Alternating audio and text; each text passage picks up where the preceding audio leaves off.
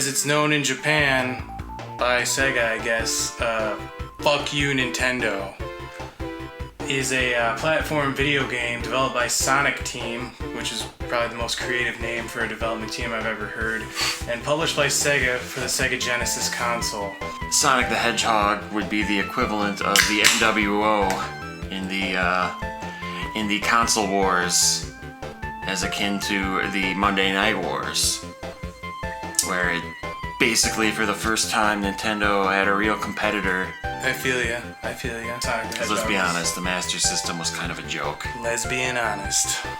Sonic the Hedgehog's gameplay involves collecting rings as a form of health and a simple control scheme, with jumping and attacking controlled by one button.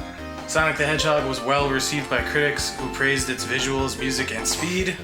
The game was also commercially successful, establishing the Genesis as a key player in the 16-bit era, and allowing it to compete with Nintendo and their Super Nintendo console.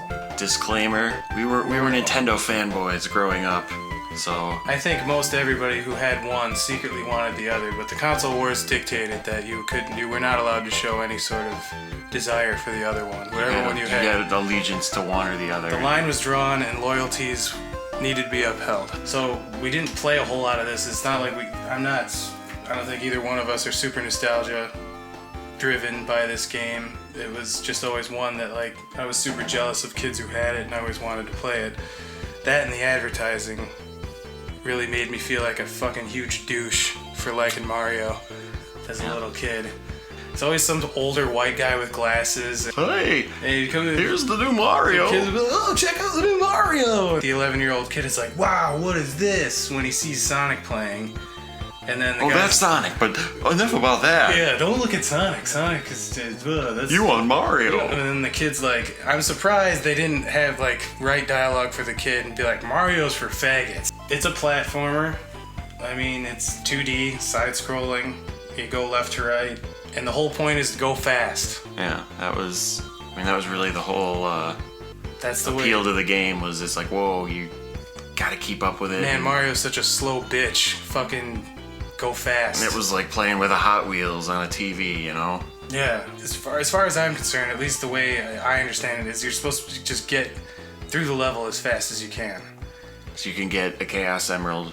So and then get to the bonus stages, collect the Chaos Emeralds. So then when you actually beat the game, you actually beat the game and don't get the ending where it's like, oh, you faggot, you didn't win. Oh, you're such a stupid bitch, you didn't get these rocks that turn you into a Super Saiyan Hedgehog. Few things about the gameplay that were frustrating as far as traditional platformers go. Conventional wisdom would say, jump on a guy, make him die.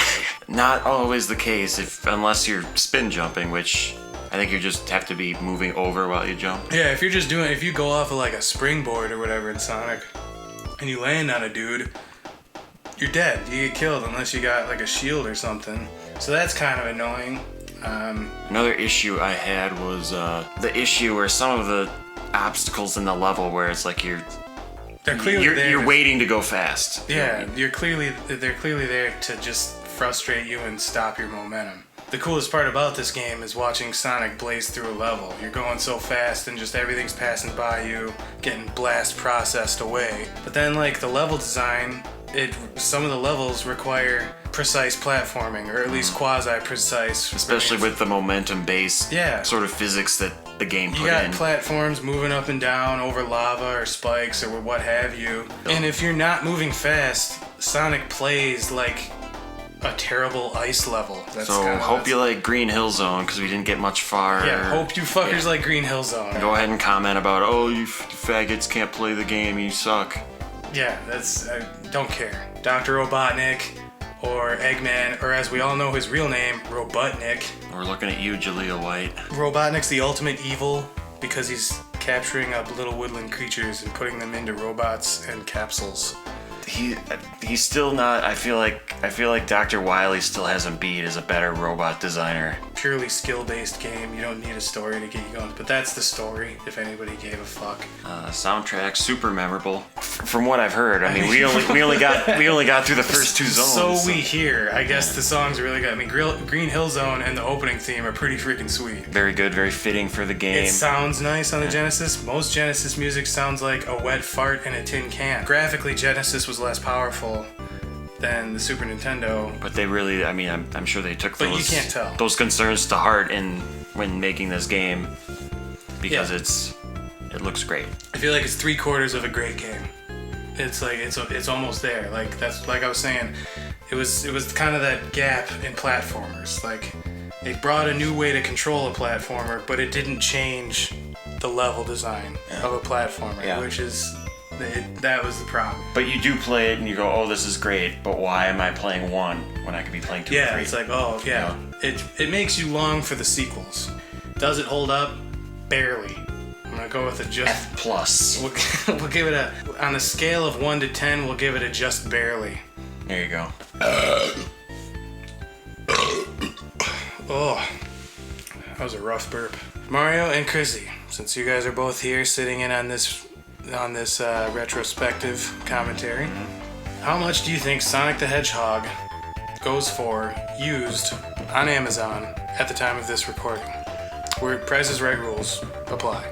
Closest without going over. And if you both go over, then fuck it, it's whoever's closer. So it's not really Price is Right rules. What do I win? You, Win the right to say that you won. Okay. I'm gonna say $12. $12. $12. This is card only. Yep. Card only. Loose card. Cartridge only. What do you say, Chrissy? $8.50. $8.50. You're both way the fuck off. Really? Way the fuck over. What is it? $3.25. Card only, used on Amazon. Is that worth it? Worth the price for $3.25? Even all the gripes we had, I think it's still worth it. Just for the sake of saying It's less than $5. Yeah, that's good. It's less than $5, and that's a full video game. So Okay. I'll go fuck myself, and we'll be done talking about that. Alrighty.